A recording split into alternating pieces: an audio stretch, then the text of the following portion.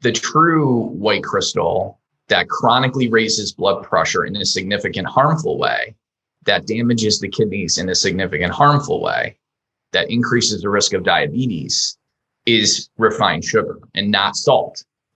Because over-consuming refined sugar will chronically elevate glucose levels, which will pull water into the blood vessels and actually increase retention of fluids in the arteries and chronically elevate blood pressure. Whereas that doesn't happen with sodium. You don't get chronically elevated levels of sodium. Your body can basically adjust very quickly.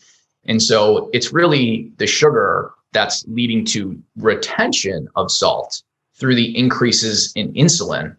So what ends up happening is if you were to just cut out the refined sugars and refined carbohydrates, your insulin levels would normalize and drop, and then you wouldn't over retain salt.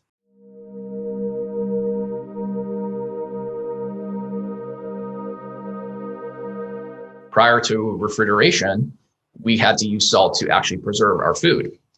So if you look back in Roman times, they would consume typically 25 grams of salt. A lot of the Scandinavian countries, which would preserve a lot of their herring and cod in salt, they consumed upwards of 100 grams of salt. And we only consume 10 grams of salt now because we have the advent of the refrigerator. So you actually had a decrease in salt intake during the time that you had an increase in cardiovascular events, all-cause mortality, hypertension, and things like that. And part of that is due to the increases in refined carbohydrates and sugars.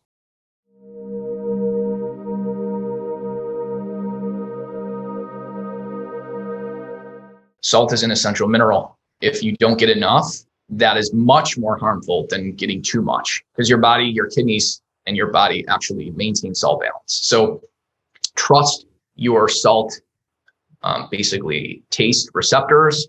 We have numerous systems in the body that drive us to consume salt. If you think about it like animals, how do they inherently know to go to a salt lick and consume it? It's controlled by the body. I would say, think of it like water. I wouldn't chronically restrict your water intake to lower your blood pressure. Your body knows how much water it needs through thirst. And the same thing with salt. The body knows how much salt it needs through what's called a salt thermostat.